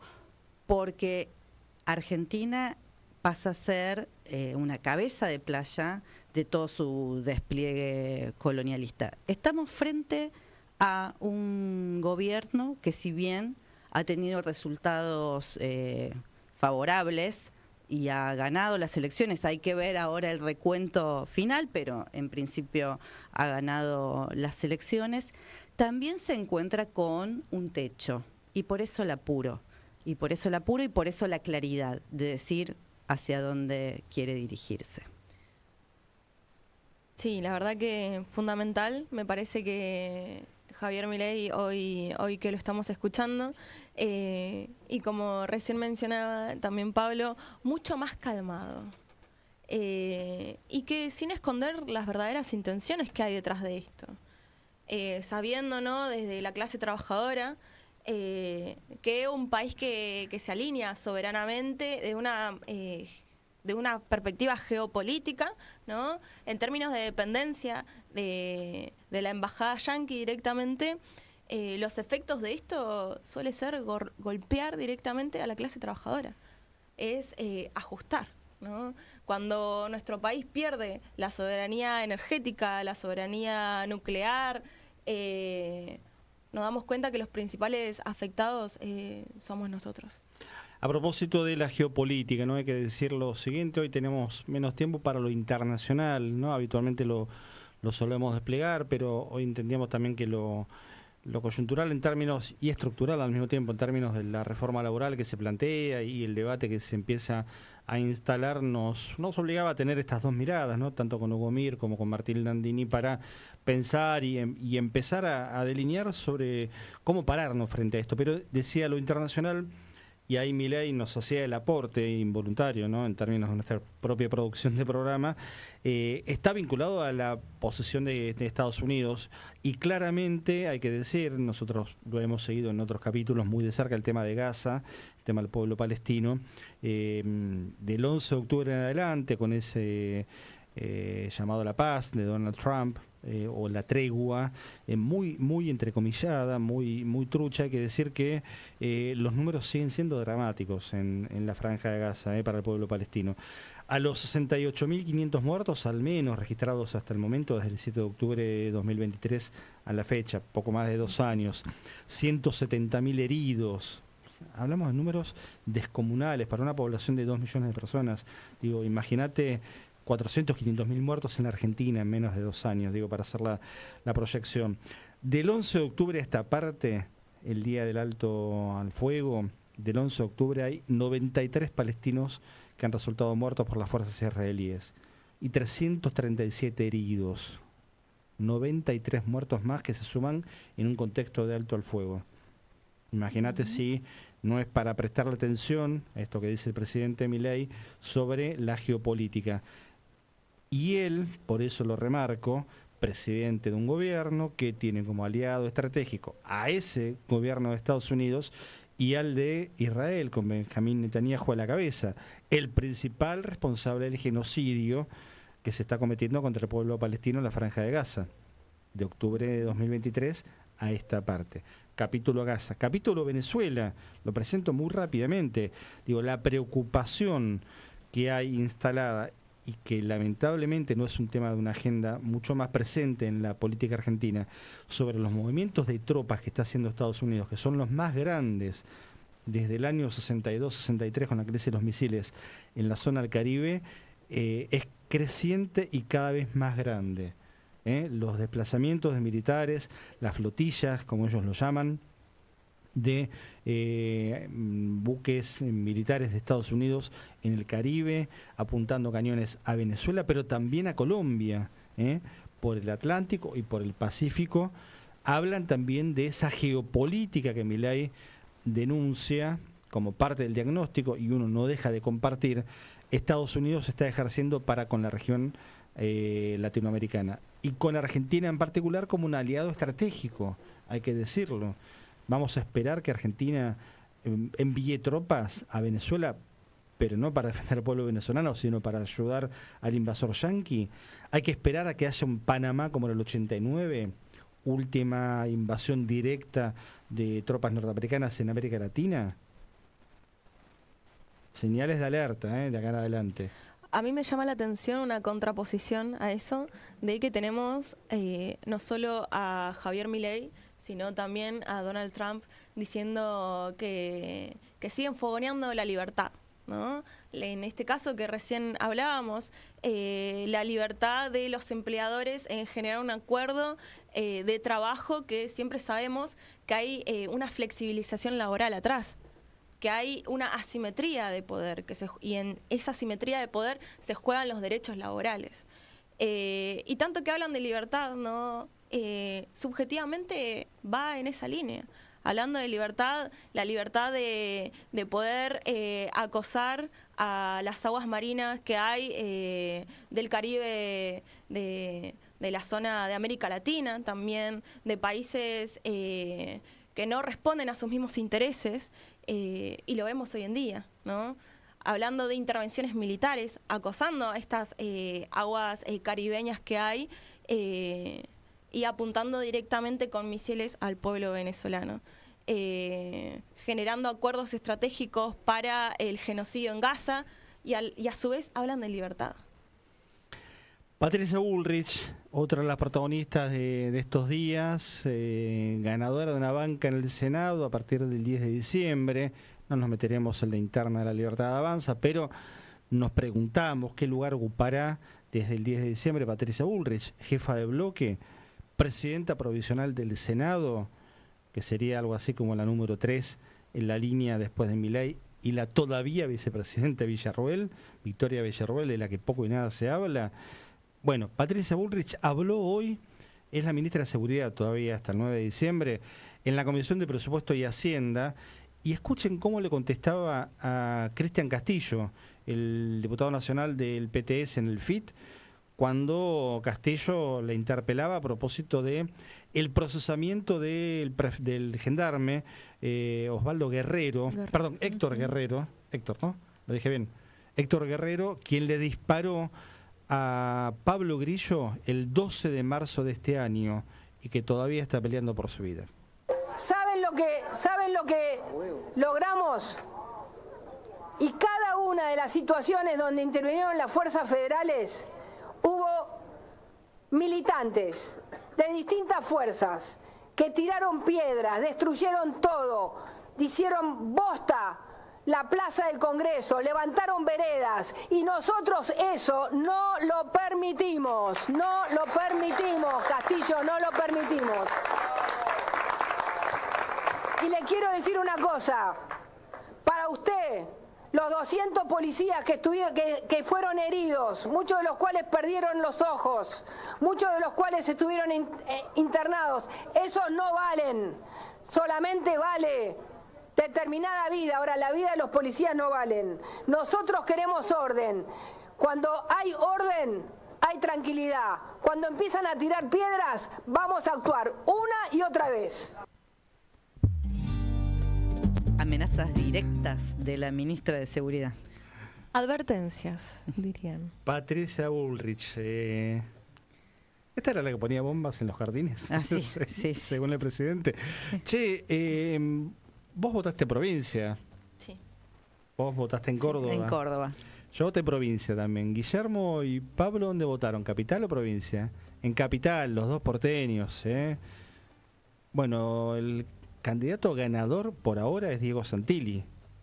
¿Por qué se están contando los votos? ¿No? Hay una diferencia de votos con Jorge Tayana de 46.000 votos. Se van a contar, en algunos casos uno por uno. 46.600 sufragios. ¿Quién te dice que no sea perdedor, Santilli? Pero él ya ganó. Como dijo alguna vez Margarita Stolbizer, yo ya gané. Y ganó por partida doble, porque hay que reconocer al tipo que cuando promete algo en campaña, va y lo cumple. Estos son los diputados y los políticos que nos merecemos como argentinos. Personas de bien, que independientemente de que si tienen 14 offshore o alguna propiedad sin declarar, el tipo promete en campaña cosas importantes y después las cumple, pero al día siguiente, no espera asumir, no espera que pase algo, no, va y la cumple al día siguiente, porque para la política de verdad, para los que cumplen las promesas no hay tiempos institucionales. El tipo prometió pelarse si era electo diputado y ganaba, y fue al día siguiente y se peló, sí, se cortó el pelo, como... Cada día más parecido a Spert. Sí, claro, quería ser pelado. ¿Querés ver cómo le cortaron el pelo? Uno que después también terminó siendo pelado, el gordo Dan. Ahí está, no es un chiste, esto pasó de verdad, mirá. Creo que es un momento histórico, ¿no? ¿Por qué lado que empiece? El corredor de la muerte. Dale nomás por donde vos digas. Dale, vos decime. Vamos acá. ¿Vos costado derecho? Bueno, dale, Beri. Yo voy por la izquierda. Venga la cámara. A la derecha, Karen, siempre. Yo voy costado. ¿Te parece? ¿Empezamos por la patilla? Ahí va. ¿Estamos con la cámara? Sí, estamos bien. Está atrás tuyo la cámara. Está. Nos vale dar una estocada. Claro, yo lo veo. Va. Más. Corta esto. Tiene que ser más corto, ¿no?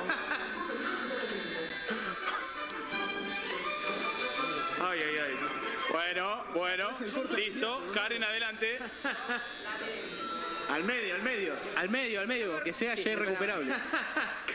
Re bien. ¿Cómo la estás pasando? Mal, no la estoy pasando bien, la verdad no la estoy pasando bien. ¿Qué querés que te diga? Pero solo lo hago por cumplir la palabra. No, que está perfecto cómo está cayendo el pelo. No, pero... Ahí está, ¿no? Tano, paralos, por favor, te lo pido. No te lo mirás. Ahí va. Uy, pará, que viene tu hijo. Viene tu hijo a darte una estocada. Ahí va el hijo. ¿Cómo estás? Loco, ¿todo bien? Quiero disfrutar un poquito de esto. Tano, salí. A este tipo le metieron en la casa un espía como personal doméstico para informar de los movimientos. Espías que informaban en la época de Macri a la CIDE, que dirigía Gustavo Rivas, el escribano amigo de Macri, que en un año había gastado $1,5 million en efectivo. Hay que tenerlos, ¿eh? $1,5 million, que pagó un viaje a Qatar para él, para la mujer, creo que es Analía Mayorana, y amigos, familia, $200 y pico de $1,000 en efectivo, con un sueldo de, en ese momento, senador nacional, antes había sido vicejefe de gobierno. Y humillarse de esta manera, a mí no me da ninguna lástima, me da un poco de bronca, pero también me da un poco de lástima, me voy a contradecir. Tiene 30 años en la política, Santilli. Podés no coincidir en nada con él y en su derrotero, ha sido lo que ha sido, pero rebajar... Se lo veía incómodo al tipo, ¿no? Y decir, no la estoy pasando bien. ¿Y para qué fuiste, capo? ¿Para qué fuiste? Yo creo que va respondiendo a un modelo de política de banalización. Clásico de La Libertad Avanza. La otra vez lo veíamos, ¿no? Con los candidatos que tenían. Y es parte de este modelo, ¿no? Es parte de Javier Milei hablando en el Movistar Arena. Es parte de eso, ¿no? De este espectáculo que hay de la política, queriendo llegar a otra masa social, queriendo llegar a y de la antipolítica. Creo que construyen un espectáculo de la antipolítica. Ahora mira, hoy pasamos 2 fragmentos de Milei. De una entrevista de 50 y pico minutos, cortamos ahí 2 pedacitos. Y podemos debatir imaginariamente, Milei no atiende a nadie que no sea de su agrado, pero podemos hasta debatir con el presidente en ese tono, porque él plantea ideas, nosotros planteamos contrapropuestas y vamos y venimos. Ahora, ¿cómo debatís con Santilli frente a eso que acabamos de ver? Frente a eso, que además tenía al lado a Karen Reichardt o Karina Vázquez. Claro, es que obtura la nacional. reflexión y el debate. Son acciones como la violencia, la descomposición, la banalidad. Claro, irracional. Te saca lo peor, saca lo peor. Entonces, reírse también es irracional. Entonces, optamos por reírnos, por ser suaves, porque si no tendríamos que ser mucho más violentos. Y lo salvó la campana, porque son las 22:03, porque nos quedamos con un montón de ganas de decir cosas de Diego Santilli. Se imaginan cuántas, ¿no? Se imaginan en qué tono. Pero somos mejores que ellos. No las vamos a repetir. Nos vemos el martes que viene. Luana Haidt, buena semana. Buena semana. Solana López, gracias. Muchas gracias. Muchas gracias. Que tengan un lindo fin de martes, una buena semana para todos. Guillermo Guerra y Pablo Fernández estuvieron del otro lado. Esto fue Informe de Pájaros, el capítulo número 12 y el 13, que no es mala suerte, y también estaremos sin Jorge Kreine, que hoy no nos acompañó, estuvo a distancia. Nos volvemos a encontrar acá en Radio Con Aguante. Chau.